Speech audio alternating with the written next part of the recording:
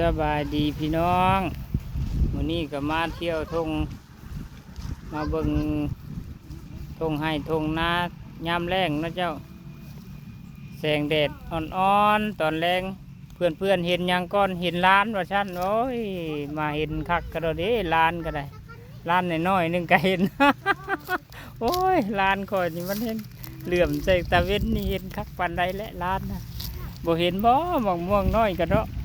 เพื่อนบ่เห็นหมองม่วงน้อยบาดเห็นล้าน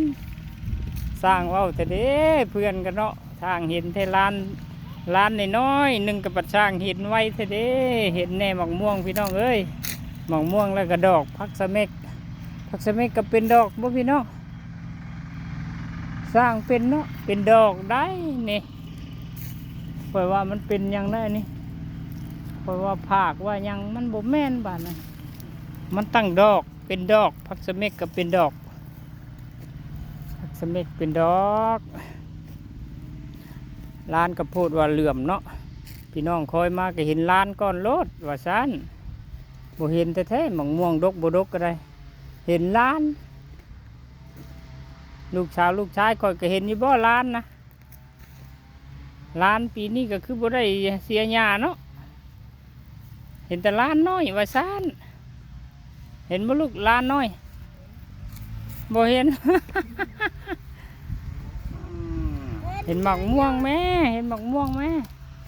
หมากม่วงกกบางใหญ่มันเห็นแน่เฮ้ยสั่งมาเบิ่งแต่เห็นแต่ล้านนี่เราก็ได้เนาะเท่าแล้วก็มีล้านเลยจักหน่อยโตก็เป็นล้านคือกันนั่นแหละ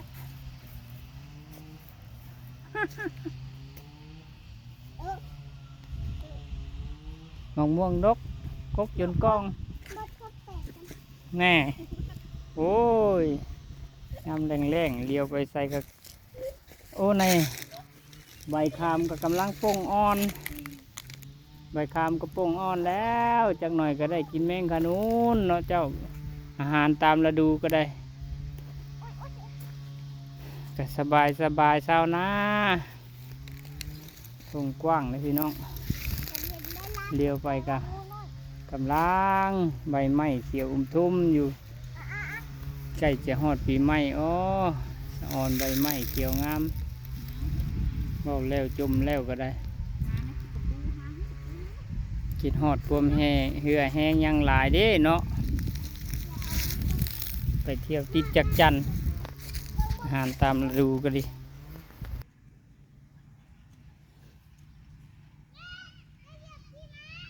ญาติพี่น้องมาสิลองเอาหมากม่วงไปเฮ็ดเมนูแจ่ว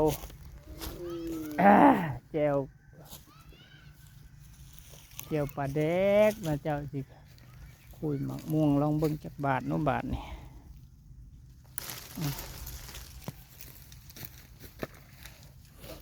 ได้ลายแล้วพี่น้องพอแล้วเดี๋ยวจิไปเฮ็ดเมนูแจ่วปลาแดกได้บัดนี้พอแล้วสามีกันคุณละขึ้นเทียงคุณละวันนี้ขึ้นเทียงเฮ็ดเมนูแจ่วปลาแดกวันนี้เนาะแจ่วปลาแดก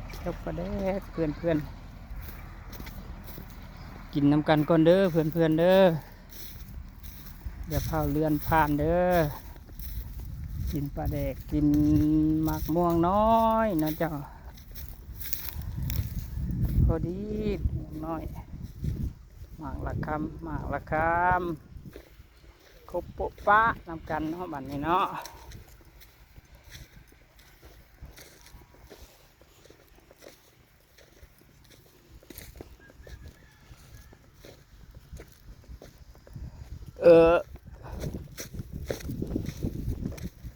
เขาวางกระยานะกินหมากม่วงให้พี่น้องกินน้ำกันเด้อพี่น้องเด้อติดตามกินน้ำกัน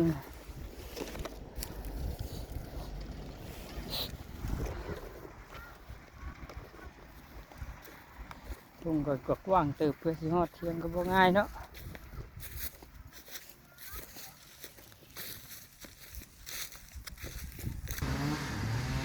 ย่างมาหอดนี่กันเลยนั่งในเงาไม้นี่แหละคอยก็ได้คอยอุบลายนี่ ข่อยถือซ้ำหมักม่วงบักใหญ่ๆไปในหนทางสะบัดเอิ้นถามข่อยว่าโอ้ยเห็นหมักม่วงกับโบเห็นนั่นพี่น้องก็ได้เพื่อนก็ได้ข่อยถือกระซ้ำหมักม่วงคักแน่เนาะเจ้าน่ะถือกระซ้ำหมักม่วงคักแน่หมักม่วงพอกินหมักม่วงพอกินกับบัดโบเห็นบัดเห็นแม่นพี่ช้างวะเรือมาแล้วอันแน่ยั่วลูกก็ยั่วใส่หัวข่อยนี้เบิ่งแน่ลูกเอ้ยหัวอะไรเรือมาแล้วนะเป็นพี่ช้างเรือมาแล้วอันนี้ยั่วลูกแต่แท้ก็เอาหัวข่อยไปยั่วแทนที่สิว่าลุงอันนั้นมาถือชามพี่ช้างสั้นซี่ให้เพิ่นไว้เว้าให้เพิ่นมาเห็นหัวข่อยเหลื่อมบัดพอดียั่วลูกเพิ่นเลยบอกว่าอ้าวน่ะเป็นเพียงเลื่อมมาแล้วว่ะโอ้ย